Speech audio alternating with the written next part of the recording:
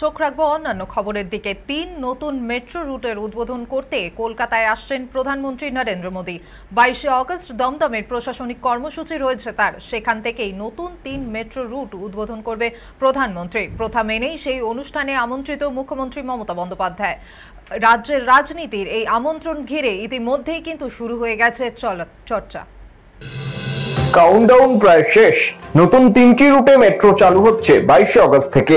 একই সঙ্গে green line, orange line ও yellow লাইনে চালু হয়ে যাচ্ছে মেট্রো। একসঙ্গে জুড়ে যাচ্ছে একাধিক পথ, আরো সুগম হবে যাতায়াত। উদ্বোধন করতে চলেছেন প্রধানমন্ত্রী নরেন্দ্র মোদী। এবার অতীত ঘটনার জেরে বিতর্ক এড়াতে উদ্বোধনী অনুষ্ঠানে মুখ্যমন্ত্রী মমতা বন্দ্যোপাধ্যায়কে আমন্ত্রণ জানালেন কেন্দ্রীয় রেলমন্ত্রী অশ্বিনী বৈষ্ণব। সেই আমন্ত্রণ পত্রে কিছু বিশেষ চমক রয়েছে, যেমন পশ্চিমবঙ্গে রেল খাতে কি কি উন্নয়ন হয়েছে, কটি প্রকল্পের কাজ চলছে এবং বাংলায় রেলের জন্য কত টাকা বরাদ্দ করা হয়েছে, সেই সব খতিয়ান তুলে ধরেছে রেল মন্ত্রক। চিঠিতে লেখা হয়েছে, ভারত সরকার পশ্চিমবঙ্গে ট্রেন পরিষেবা ও অবকাঠামো উন্নয়নে প্রতিশ্রুতিবদ্ধ।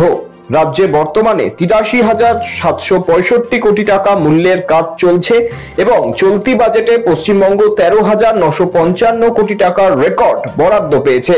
রাজ্যের ১০১টি স্টেশনকে বিশ্বমানের রেলওয়ে স্টেশন হিসেবে নতুন করে গড়ে তোলা হচ্ছে। পশ্চিমবঙ্গে মেড ইন ইন্ডিয়া ৯টি বন্দে ভারত ট্রেন এবং ২টি অমৃত ভারত ট্রেন চালু আছে বলেও উল্লেখ করেছেন রেলমন্ত্রী অশ্বিনী বৈষ্ণব। এই হিসাবের সঙ্গেই পাঠানো হয়েছে নিমন্ত্রণ পত্র। এর আগে এক্সপ্রেস মেট্রোর উদ্বোধনী অনুষ্ঠানে বাংলার মুখ্যমন্ত্রী তথা প্রাক্তন রেলমন্ত্রী মমতা বন্দ্যোপাধ্যায়কে আমন্ত্রণ জানানো হয়নি বলে প্রথমে অভিযোগ ওঠে, জানিয়ে বিতর্ক তৈরি হয়েছিল। পরে মেট্রো কর্তৃপক্ষ জানায় মুখ্যমন্ত্রীকে আমন্ত্রণ জানানো হয়েছিল, যদিও তৃণমূল জানায় আমন্ত্রণ এসেছিল শেষ মুহূর্তে। ফলে পূর্ব নির্ধারিত কর্মসূচি থাকায় তার পক্ষে অনুষ্ঠানে উপস্থিত থাকা সম্ভব ছিল না। তাই এবার হাতে সময় থাকতেই মুখ্যমন্ত্রীকে আমন্ত্রণ পত্র পাঠানো হয়েছে বলে জানা গিয়েছে।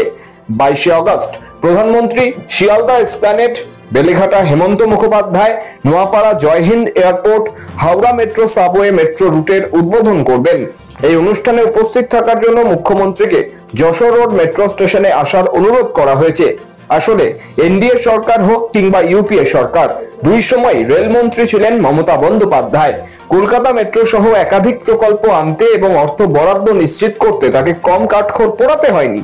তাই মেট্রো সম্প্রসারণের সঙ্গে তার নাম জড়িয়ে আছে সরাসরি। এই কারণেই প্রধানমন্ত্রীর অনুষ্ঠানে তার উপস্থিতি কতটা গুরুত্বপূর্ণ তা নিয়ে আলোচনার শেষ নেই।